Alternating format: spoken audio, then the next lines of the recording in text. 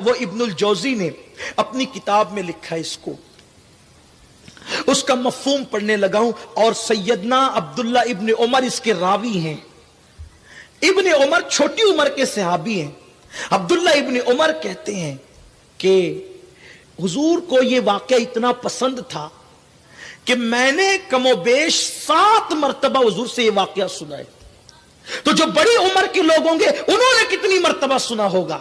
یعنی آقا کریم صلی اللہ علیہ وسلم اپنی محفل میں اکثر اس بات کو دہراتے تھے، اس واقعے کو دہراتے تھے، حضور کو بہت پسند تھا یہ واقعہ۔ ابن عمر کہتے ہیں کم سے کم 7 مرتبہ تو میں نے سنا ہے کم و بیش، چھوٹی عمر کے باوجود۔ وہ واقعہ کیا ہے؟ وہ واقعہ یوں اللہ کے حبیب کے فرمان کا مفہوم ہے کہ بنی اسرائیل کے اندر ایک شخص تھا، اس کا نام کفل تھا، اور کفل کی عادت یہ تھی کہ کفل بڑا گنہگار، بڑا عیار و مکار، بڑا پاپی تھا۔ اس کا حال یہ تھا کفل کا، اللہ اکبر، کہ کفل کی رات کبھی ایسی نہیں گزرتی تھی کہ اس کے بستر پر کوئی نئی لڑکی نہ ہو، یعنی ہر رات اس کے لیے وہ زنا کے لیے نئی نئی لڑکیوں سے رابطہ کرتا، اپنی دولت کا مس یوز کرتا، اپنی دولت کا غلط استعمال کرتا۔ ہاں یہی حال تھا کفل کا کہ کفل جو ہے روزانہ شام سے پہلے اپنے لیے کوئی نیا شکار ڈھونڈنے کے لیے نکلتا، اور اللہ نے جو دولت دی ہے اس دولت کا غلط استعمال کرتے ہوئے اس لڑکی کی آبرو کو وہ خرید لیتا اور اس کے ساتھ وہ بدفعلی کیا کرتا تھا۔ ایک دن کفل اپنے نئے شکار کے لیے جیسے ہی اپنے گھر سے نکلا، اس کی نظر ایک خوبصورت لڑکی پر پڑی، ایک حسین و جمیل لڑکی پر پڑی۔ کفل نے جیسے ہی خوبصورت لڑکی کو آتے دیکھا، لیکن اس کی حیرت کی انتہا نہ رہی کہ لڑکی جب آ رہی تھی تو وہ ضرورت مند تھی، اور وہ لڑکی اپنے محلے کے لوگوں سے قرضہ مانگ رہی تھی۔ مجھے چند سکے دے دو، مجھے پیسوں کی ضرورت ہے، مجھے چند سکے دے دو، مجھے پیسوں کی ضرورت ہے۔ لیکن کسی نے بھی اس کو قرضہ نہیں دیا، حالانکہ وہ بھیک نہیں بلکہ قرضہ مانگ رہی تھی۔ اللہ اکبر، حالات کی ماری وہ خوبصورت لڑکی جب لوگوں سے قرضے کا مطالبہ کرنے لگی، لیکن کسی نے بھی اس کو قرضہ نہیں دیا، تو کفل نے سوچا موقع اچھا ہے، انسان احسان کا بندہ ہوتا ہے۔ تو کفل نے کیا کیا، جیسے لڑکی قریب آئی، اس کو چند درہموں کی ضرورت تھی، کفل نے سینکڑوں درہم اس کی جھولی میں ڈال دیے۔ کہتے ہیں کہ انسان احسان کا بندہ ہوتا ہے۔ جیسے ہی اس لڑکی نے تشکر کے انداز میں اس کو کفل کو دیکھا، یعنی شکریہ کے لب و لہجے میں اس کو دیکھا، تو کفل نے مسکرا کر کے کہا، او لڑکی، میں نے تجھے جو کچھ دیا ہے اس کے بدلے میں تجھ سے کچھ نہیں مانگتا، بس ایک چیز اتنی چاہتا ہوں کہ تھوڑی دیر کے لیے میرے گھر چل، اور چل کر کے مجھ سے کچھ باتیں کر لے، پھر تو اپنے کام سے چلی جانا۔ آپ جانتے ہیں میری قوم کے جوانوں، انسان پر جو احسان کرتا ہے انسان اس کی بات کو نہیں کاٹتا۔ کفل نے اس لڑکی کے دامن میں جب پیسے ڈالے تو اس لڑکی سے کہا کہ میرے ساتھ چلو، میرے گھر چل کر کچھ باتیں کرو۔ وہ لڑکی بہت احسان تلے دب چکی تھی، اس نے کہا ٹھیک ہے۔ جیسے ہی کفل اپنے گھر کے اندر گیا، گھر کے اندر داخل ہوا، اس نے ساری کھڑکیاں بند کر دی، دروازے بند کر دیے، سب بند کر دیا اس نے، اور اس کے بعد اس لڑکی کے ساتھ بیٹھ گیا، اور بیٹھ کر کے اس کی طرف کھسکنے لگا، اور کھسک کر کے باتیں کرنے لگا۔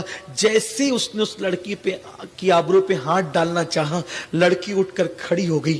کچھ کہہ تو سکتی نہیں تھی کیونکہ پیسوں کے ہاتھوں مجبور تھی، احسان کے ہاتھوں مجبور تھی۔ لڑکی کھڑی ہو گئی اور کپ کپی طاری ہو گئی، تھر تھر کانپنے لگا اس کا جسم۔ کفل نے کہا، اے لڑکی، محلے کے کسی انسان نے تیری مدد نہیں کی، تو کس سے ڈر رہی ہے؟ کون آئے گا؟ اور اگر کوئی آ بھی سکتا تھا، میں نے تو ساری کھڑکیاں بند کر دی، دروازے بند کر دیے، تو کس سے ڈر رہی ہے؟ تو کس سے خوف کر رہی ہے؟ لڑکی نے جواب دیا، کفل، مجھے پتا ہے تیری راتیں کیسی ہے، تیرے دن کیسے، مجھے معلوم ہے۔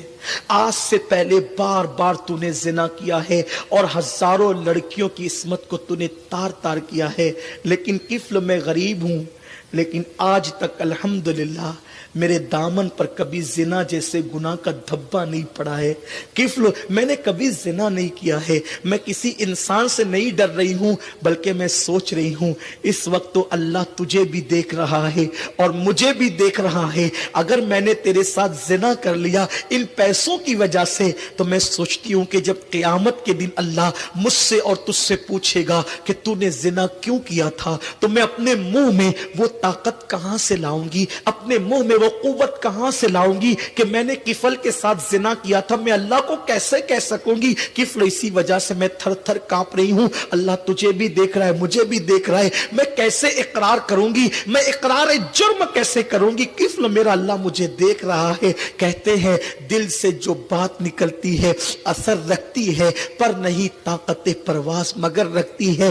اس لڑکی کے دل سے بات نکلی اور دل کے اندر اتر گئی. کفل نے کہا اے لڑکی, اگر اللہ دیکھ رہا ہے تجھے اور مجھے تو سن سن, یہ پیسے تیرے ہیں, پیسے لے کر کے چلی جا. اور سن, جب اللہ دیکھ ہی رہا ہے تو پھر میں تیرے ساتھ زنا نہیں کرتا, اور کسی کے ساتھ کیا کروں کہ جب اللہ دیکھ رہا ہے. کہتے ہیں روایت میں آتا ہے, ابن الجوزی نے لکھا ہے, جیسے ہی وہ لڑکی گھر سے باہر نکلی, جیسے ہی وہ لڑکی گھر سے باہر نکلی, موت کا فرشتہ گھر کے اندر آ گیا اور اس نے کفل کی روح نکال لی. اللہ اکبر. یعنی ذرا سوچو تو صحیح میرے بھائیوں کہ اگر وہ لڑکی کو وہ نہیں چھوڑتا اور لڑکی کے ساتھ زنا کرتا تو کس حالت میں اس کو موت آتی, اس کا انجام کیا ہوتا. میرے بھائیوں, میں تمہاری منت کرتا ہوں, تمہارے ہاتھ جوڑتا ہوں, کاروں میں بیٹھ کر جو سفر کر کے گانے سنتے ہو نا, ہاتھوں میں موبائل لے کر جو راتوں میں بستر پہ لیٹ کر زنا کے مناظر دیکھتے ہو نا,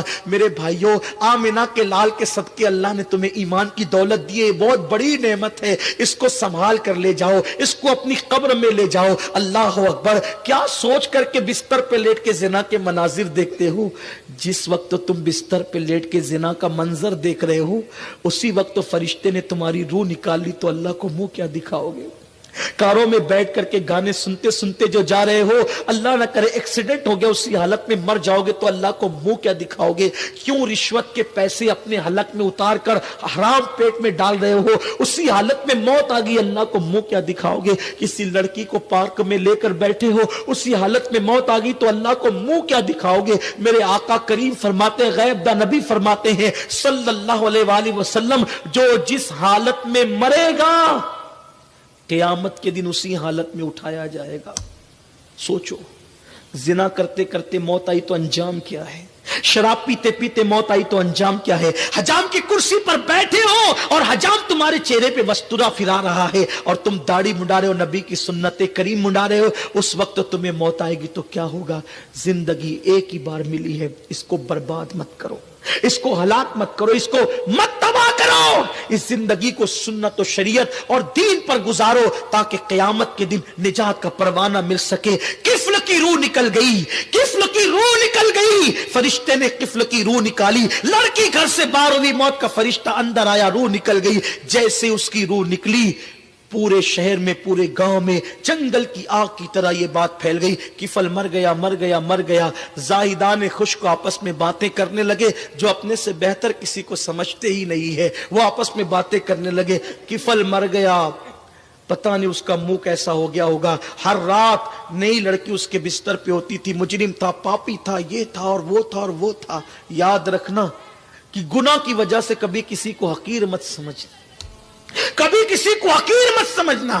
گناہ کی وجہ سے کبھی گنہگار سے نفرت مت کرنا, گناہ سے نفرت کرنا, گنہگار سے نفرت مت کرنا. پتہ نہیں وہ جو گناہ کر رہے وہ اس کا آخری گناہ ہو, اور اللہ نہ کرے جو تم نیکی کر رہے وہ تمہاری آخری نیکی ہو. اس کے بعد تمہیں نیکی کی توفیق نہ ملے, اس کے بعد وہ گناہ نہ کرے تو کیا ہوگا.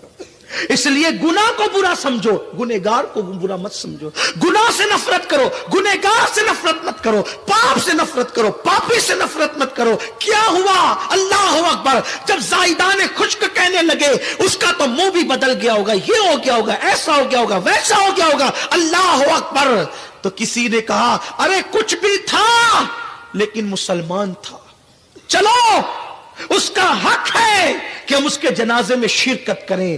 پھر کیا تھا, جب لوگ اس کے گھر گئے اور اس کے گھر گئے تو کیا دیکھا, نور کے قلم سے, نور کے قلم سے اس کی چوکھٹ پہ لکھا ہوا تھا ان اللہ تعالی قد غفر للکفل, یعنی اللہ اکبر, کفل نے اللہ کے خوف سے ایک گناہ کو چھوڑ دیا. تو اس کے گھر پہ لکھا تھا اللہ نے اس کی مغفرت فرما دی اور اس کی زندگی کے سارے گناہوں کو معاف فرما دیا.